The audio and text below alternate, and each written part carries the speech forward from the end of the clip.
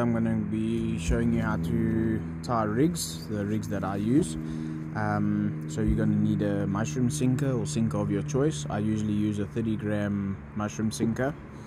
You're going to need a hook. This is a size 7 hook, and 2 swivels and 2 beads. And I prefer using quite thick line for my millibomb or my sinker, just because it slides around a lot. Okay, so I use a polymer knot. So as you can see, I've already done that section. You just bend it in half. Okay, then what you do is you take it, pull it through there, and then you just tie. It's like almost like an overhand knot. Loop it through there into there, as you can see there. Now I've got that section. Just remember this tail piece there. Okay, and then you put the swivel through there. Okay, and then this tail piece, you must just remember that it needs to go through both of them. Through both of them, and just pull it a bit. Okay, and then you just wet it. So I just dunked it in some water, and then you pull. Okay, and then it would look like that. And then you just trim off the tag ends once you're happy with it. Okay, I usually just leave a little bit, as you can see there, for when you get the sinker on and you just pull it more. You can always trim it at a later stage. Okay, and then put your bead, and you got to make sure that your bead isn't going to slide over there, because otherwise, I've had it before where it hooks. Okay, and then you take your sinker and you have it inline, so it's a running inline sinker. Okay, and then you put your other bead. I can hold on to it. Butterfingers here. So put your bead, and then just another polymer knot.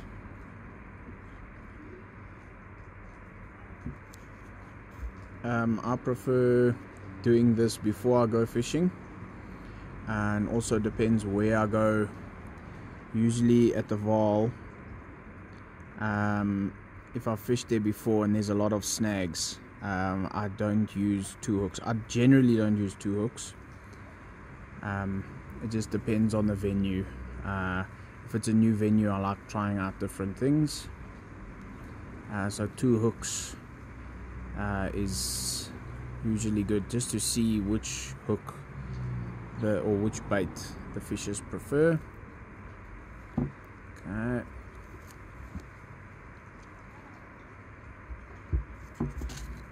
and then you just trim the tag end again.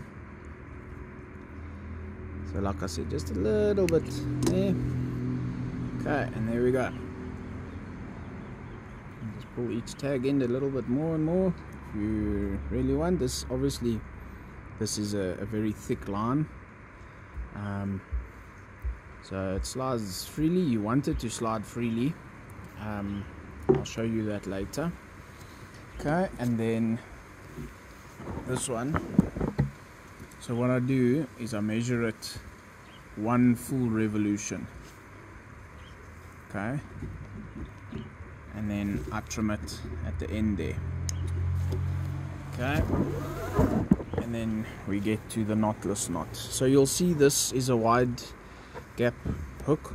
It is pretty big. If you're going for big fish, or not any big fish, if you just want it to be a bit easier to handle, I've got a lot of small hooks.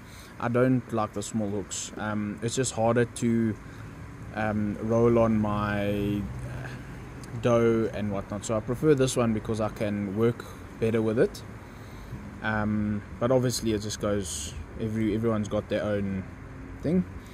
So you want to go through there, okay, and then hold it at the back there, and then you're gonna want to go 1, 2, 3, 4, 5, 6, 7, 8, 9, 10, okay, and then you go through the back, okay,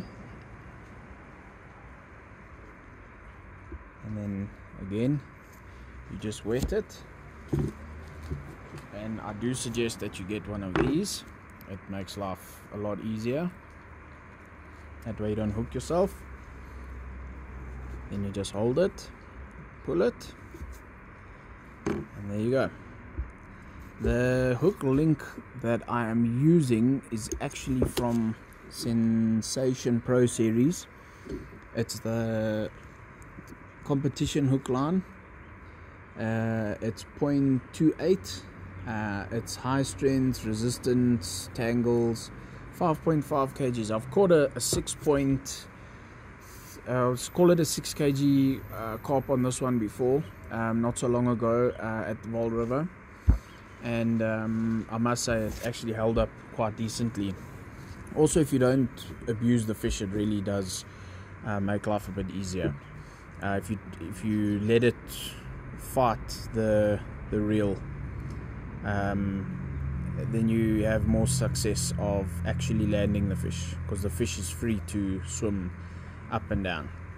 Okay, so I'm just making another Palomar knot, so I can do this one at the bottom.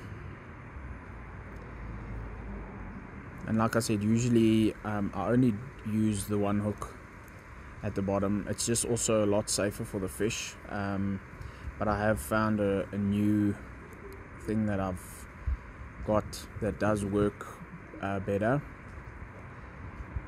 with the 2 hooks. It's with the gummy pieces, or the gummy stops, and that just prevents the 2 hooks from tangling up in the fish. Okay, and then this one is important to use the piece there, so then obviously just wet it first, and then push it up, make sure it's secure, make sure you're happy with it. There you can see if it goes in focus eventually. Okay, well, and then you just pull it, make sure that you're happy with it. Obviously don't pull too tight that it snaps, but you just want to tighten that knot there, and then tag the trim the tag ends, and there we go. And there is your complete rig. Then what I suggest, I actually didn't get labels today. I did go to the shops, they never had any, but I use these reusable packets, and then you just slide it in to the packet like that. I'm pretty sure you guys can figure that out. Okay, and that is my 1 hook rig, my inline sinker, and it's beautifully prepared. It's easy to store in my fishing tackle box, and there we go. Cool. Thank you guys. If you like this video, hit the like button. If you want to subscribe, that'll be great. I'm new to this channel. I eventually got my tripod, and let me know if you guys need me to do anything else, or if you'd like to see anything else. Thank you very much for watching this video, guys. Fisherman Wingman out.